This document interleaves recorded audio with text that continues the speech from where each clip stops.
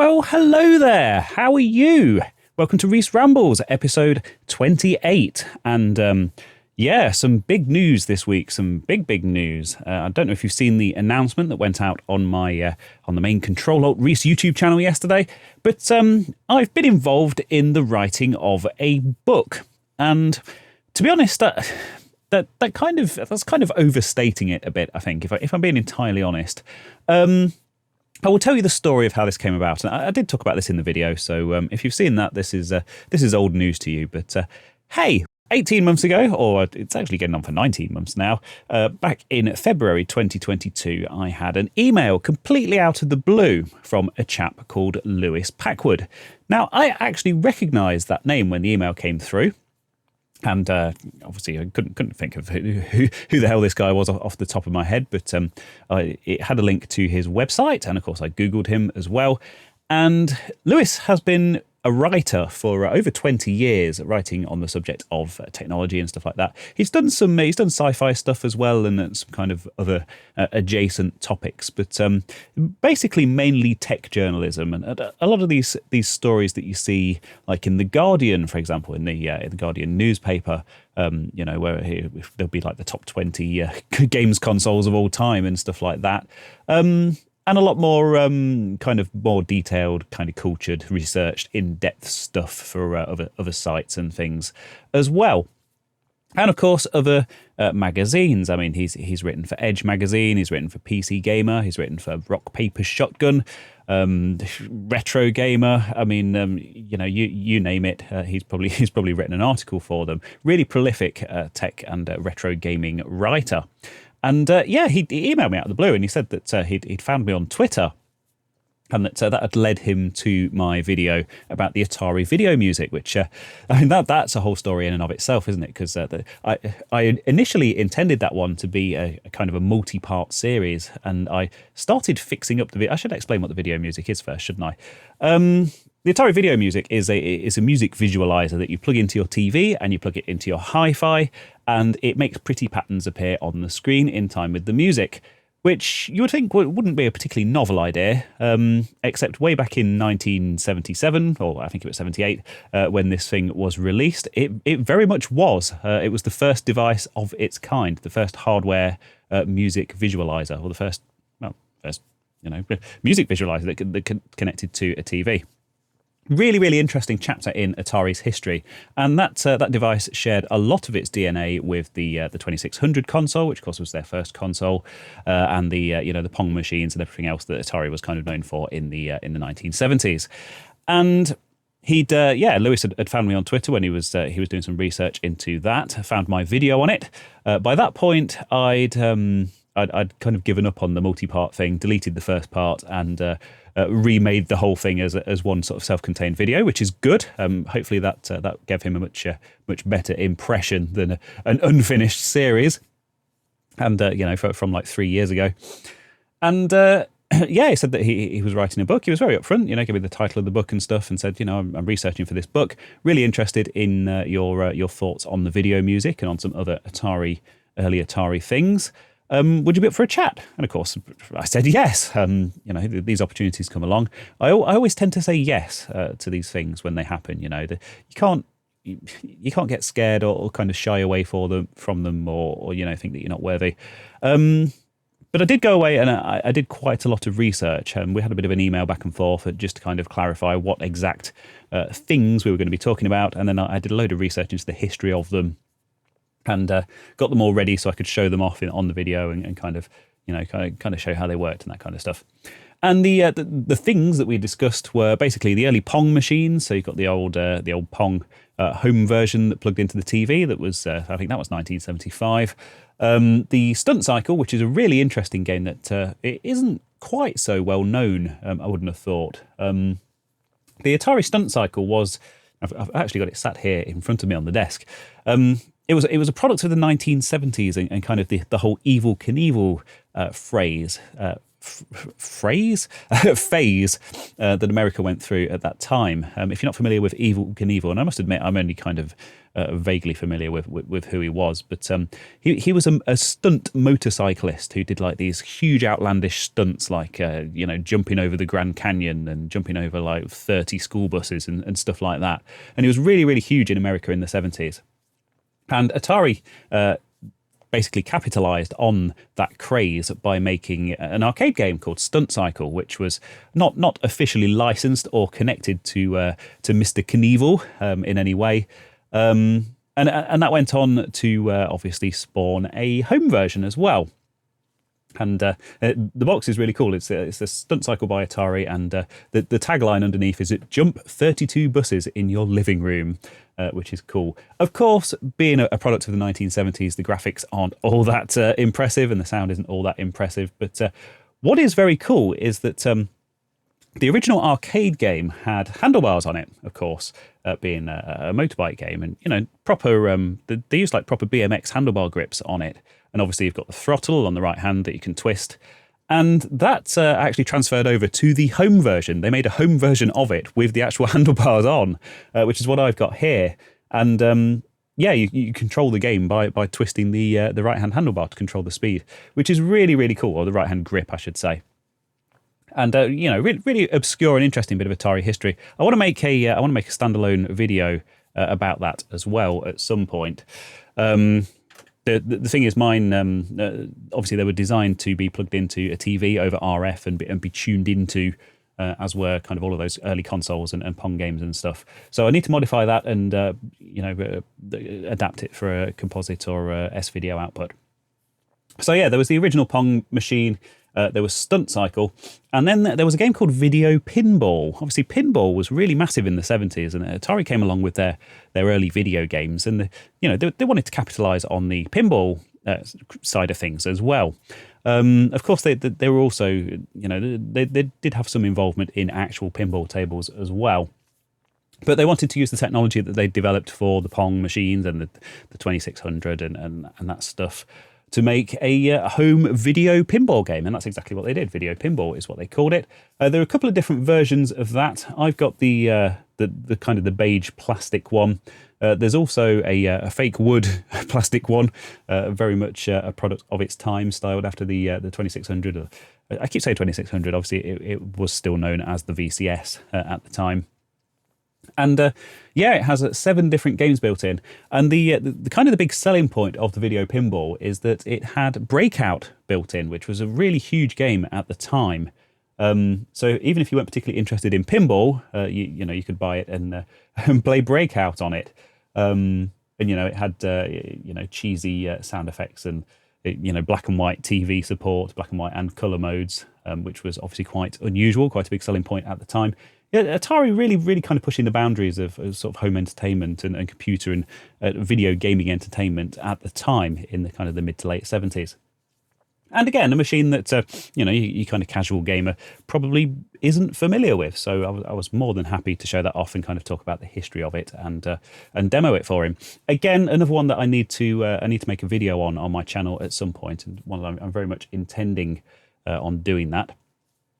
And then there were some other Pong machines that were, once the original Pong came out, the C100 Pong 1975, Atari, it was huge. It was absolutely huge, and Atari jumped on that and made so many different versions in the following years, and different variants. And there was a Pong doubles that had like 2 pairs of controllers, so you could actually play. You could get 4 people together and play doubles Pong on your TV. Again, another one that I own, Ultra Pong doubles, and again, another one that I really need to talk about in a video. I might do something actually to kind of coincide with the launch of the book. I might cover the machines that we talk about in the book and maybe release the video on the same day or something just to tie in with it. That might be quite a nice thing to do, quite a cool thing to do. But so I sat down with Lewis and we had this Zoom call that was probably getting on for 2 hours or something. And we had so many emails back and forth, and I turned my turned my little YouTube studio / office here into a bit of a photography studio. I got like a big white bed sheet, and I had to iron it and try and get it as flat as possible, and kind of stretch it out over the desk, and then kind of put stuff on the desk and take photos. Try and get the light out. I mean, I'm not a photographer, obviously. There are some skills that kind of transfer over from the kind of videography side of things. But I've not long had my Sony camera that I use for my YouTube videos. But turns out it is also excellent for still photos, which I guess with the proper lenses and stuff is kind of to be expected. But there's also a lot of skill involved. Also a lot of skill involved with photography, and a lot of this stuff you go and do like a Google image search, and the images that are online are, they're the same images that have been doing the rounds since the 90s. They're really low resolution, really kind of grainy and heavily compressed, and kind of a product of the 90s internet. So, I think he was really pleased to contact someone who was so sort of willing to help, and who actually owned these with the boxes and stuff as well, because all of mine are in the original boxes. Although, I mean, they're not in brilliant condition, but hey, something that old, it's always impressive that the box has actually survived that long, no matter what state it's in, I think. And that was followed up with a huge chain of emails back and forth, and not just research for the book, but he would like there'd be random things that he'd find, like digging through forums and stuff, and just email to me and be like, "Oh, have you heard of this Atari peripheral, or this Atari console or whatever?" And I'd be like, no, where have you found that? There was a couple of things that I'd never come across before, and he was just going really deep on his research and stuff. And it's something that he's quite well known for, and evidently put a huge amount of work into this book, and spoke to a lot of people, with a lot of expertise in the right areas, and did a lot of sort of first-hand research. And my hat's off to him. It does look really impressive. And then that was followed up with another phone call, another Zoom call, I should say. And he was getting really interested in controllers, and he kept asking me questions about, like the balance board. No, it's not called the balance board. That's the Wii thing, isn't it? But that kind of balance controller that the Amiga people made before they went on to make the, to become part of Commodore and make the Commodore Amiga. They made a controller for the Atari 2600 that was like what was it called? I should have looked it up. Anyway, it'll come to me once I hit stop and finish recording here. It'll come to me. But they made like a balance controller for the 2600, and he was asking me about that, and he was asking me about other kind of weird Atari 2600 peripherals, like the programming keyboard thing that kind of you could slot into it and stick on top of it, and like the cartridge, the multi-ROM. Cartridge changer thing that plugged into the top of it, and then you'd have like 10 cartridges, and you could press different buttons to change the game. And anyway, after that and a bit of back and forth and another conversation, it kind of transpired that he was actually writing another article for Retro Gamer magazine. And then he started asking me about these joysticks and things, and I was like, "Oh, I've got one of those. I've got one of those." Stuff like the Atari Kids controller and the Space Age joystick and things like that. They were really kind of obscure. And he was like, "Oh, I haven't actually managed to speak to anyone who owns these things. Would you mind taking some photos of them for the magazine article?" And we ended up not only writing a book together, but writing a magazine article together. I must say, I really don't want to give myself too much credit for these things, and I tried to make that clear in the video announcement as well. This is very much, Lewis has done 99% of the work here, and I've just answered some questions about obscure things that have kind of given him jumping off points to go and research, and also provided some images which have made it into the book and into the article. But if you haven't read that Retro Gamer magazine article yet, it's issue number 245, and it came out back around April time this year. You can actually go online and back order that issue if you want to have a look at that. 6-page article. It's really, really good, really well written. You can tell I didn't write it, and obviously there'll be links to that and all the stuff that I talk about in the usual places as per usual. But we carried on chatting, we carried on emailing, and a couple of months back he sent me an email just saying that the book had kind of he'd had the final draft, he'd signed it off, and the book was kind of going into the final phase of production. And he gave me the title and stuff, and he basically said, please don't mention this to anyone. But yeah, obviously there's a whole chapter on Atari stuff, which was kind of based on the stuff that you've sent over, and thank you very much for all your help and everything else. And of course, I had to sit on that. I could tell a couple of real life friends that could be trusted, but I couldn't say anything at all on the internet or in a video or anything like that. And it was like, there's this book coming out, and it's got my name in it in multiple places, and I'm kind of credited with being like a contributor to this book, and it's got a load of photos that I took in it as well, and I can't talk about it.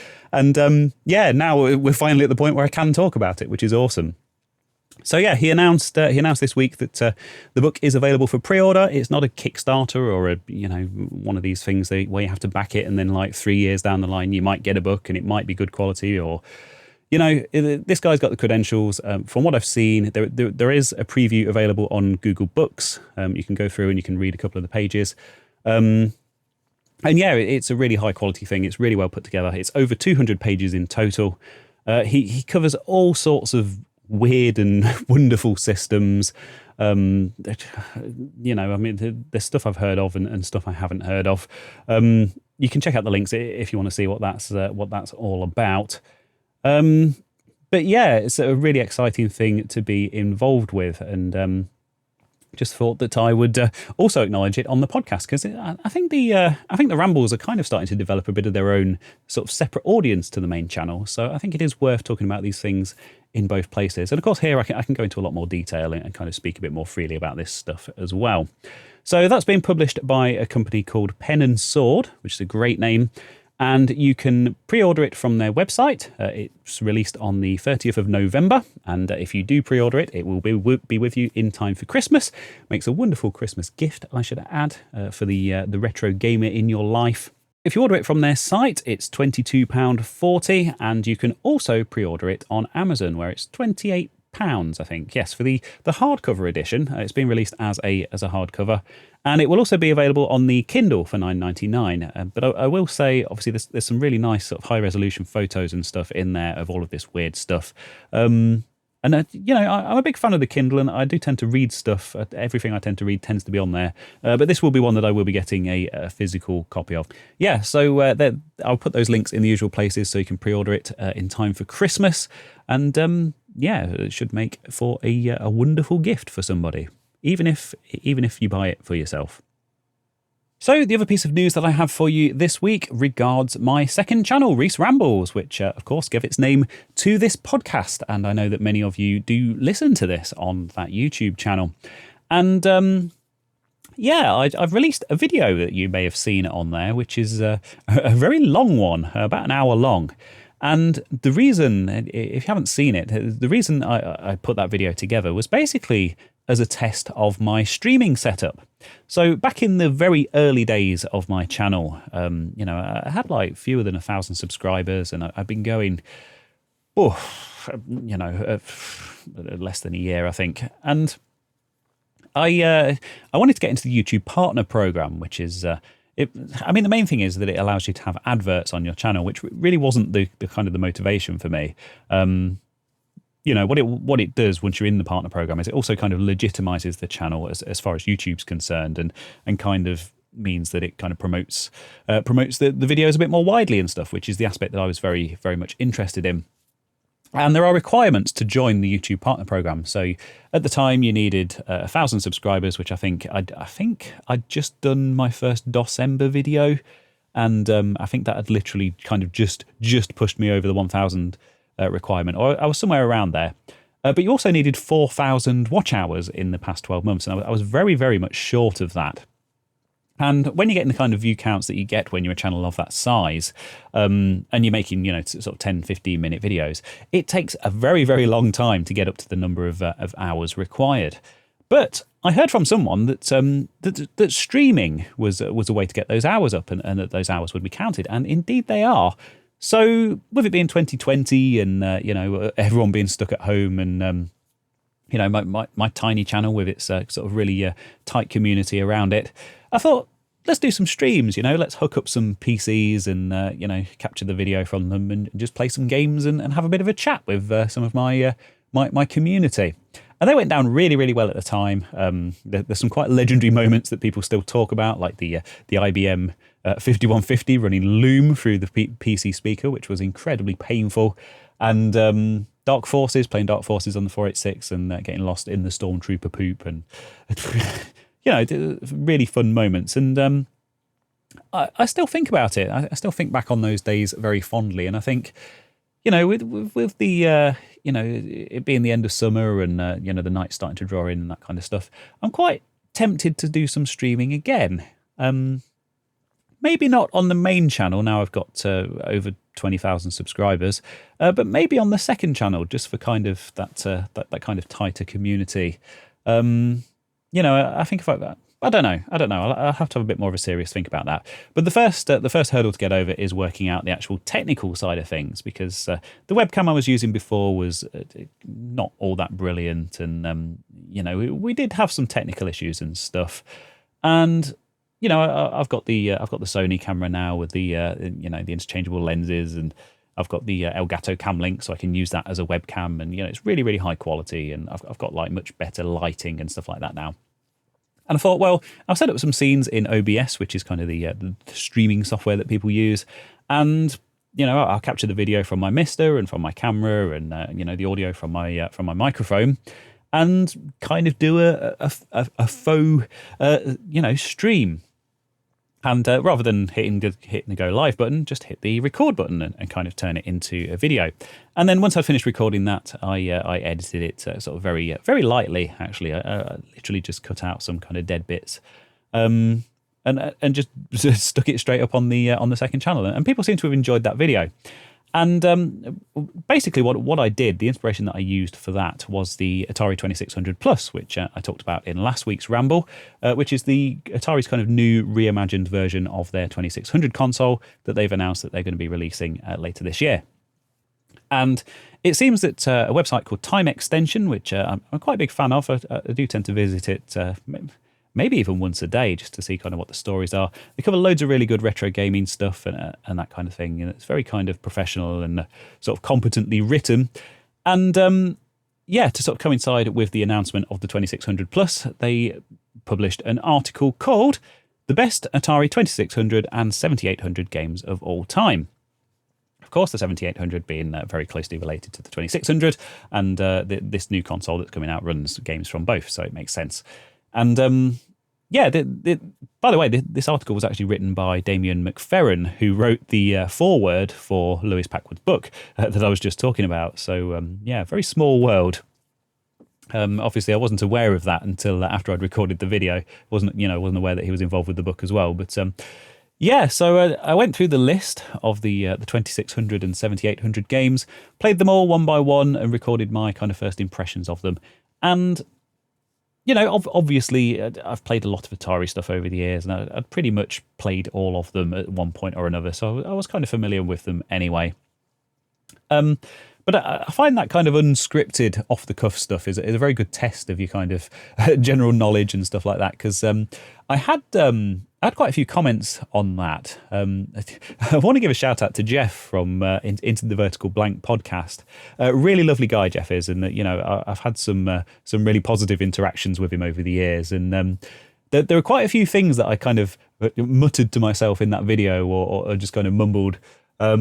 That fell out of my mouth. That he was like, "Oh, okay. By the way."